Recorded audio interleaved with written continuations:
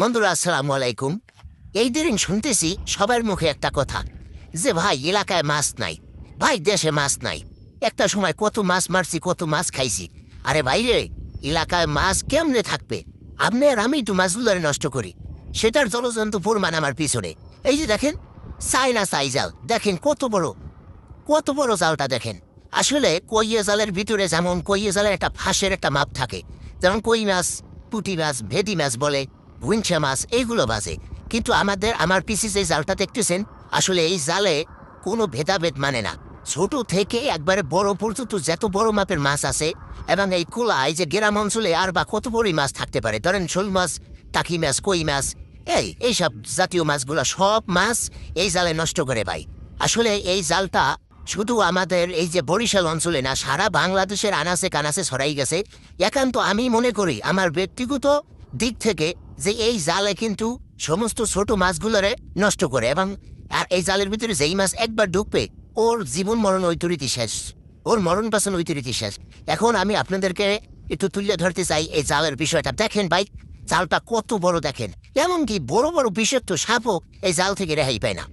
তারপর ওই যে আমাদের ওই সাইডে আরো জাল আছে, উঁচে দেখেন, ওই যে ওই সাইডে কমসে কম 3 থেকে 4 মতো জাল আছে। আমি যদি আপনাদেরকে ওই জায়গায় নিয়ে যাই, তাহলে আমি একটু কথা বলতে বলতে যাই।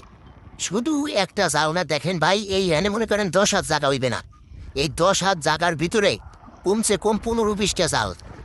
আমি যদি একটু আপনাদেরকে দেখাই, 15-20টা জাল যদি থাকে, যে এতটুকু একটা কোলার ভিতরে, এই যে চপ দেখেন এতটুকু, এরিয়া কিন্তু বেশি বড় না, আহামরি না। তাহলে মাছটা কই থাকবে দেশে ভাই? আপনি আর আমি তো এই মাছের পাইনগুলোরে মারি, আমরা এই মাছগুলোরে ক্ষতি করি। মাছটা কই থাকবে আমার একটু বুঝতে দেন, যে এই জায়গায় মাছটা থাকে। বড় হইতে তো সুযোগ দেয় না। একটা মলেন্দা মাছ হাইয়েস, যে তার যে সাইজ, সেই সাইজ মতো যাইতে দেয় না, এবং সে যে ডিম ছাড়বে, হ্যাঁ মানে ওই যে বাচ্চা করবে, এরকম কোনো সুযোগ নাই। ছোট বড় সব মনে করেন এই জালের ভিতরে ঢুকলে সব মারা যাইতে আছে। হ্যাঁ, দেশে কিভাবে মাছ হইবে কোন ভাই? আপনি আর আমি তো এই মাছগুলোর ক্ষতি করি। এই যে দেখেন, এই চলে আসছি, দেখেন আপনি পইয়া জালের একটা হিসাব আলাদা। পইয়া জাল নিয়ে আমি কথা বলতে, এই যে আমার পিছনে দেখতেছেন আরো একটা, এই যে চাইনিজ চাই জাল। আসলে এইটা একটি করোনা ভাইরাসের মতো সারা বাংলাদেশে ছড়াইছে, এবং এই জাল উঠাতে হবে। এই জালে অনেক মাছ নষ্ট করে, যেমন ছোট মাছ থেকে সব মাছ। বড় মাছ হয় তাহলে একটা কথা মানা যায় যে না, বড় মাছ ধরতে আছে, কিন্তু এই জালের ভিতরে ছোট মাছ। মেন কারণ হয়েছে যে ছোট মাছগুলোতে মারা যায়। এই যে দেখেন, এই যে এই যে আমি একটু জায়গায় দেখাই, এই যে দেখেন, এই আমি যে বলছি, এই যে দেখেন, এই একটা মলেন্দা মাছ দেখেন, এই যে ছোট্ট একটা মলেন্দা মাছ দেখেন, 2টা মলেন্দা, 3টে মলেন্দা মাছ দেখেন। এইরকম এই মলেন্দা মাছগুলো যদি আর একটু সাইজ বড় হয়, তখন ডিম ছাড়বে। ডিম ছাড়ার পর একটা মলেন্দা থেকে আরো 10টা মলেন্দা হবে। কিন্তু আমি যদি এই ছোট মাছটাকে মেরে ফেলি, তাহলে কিভাবে হবে বলেন?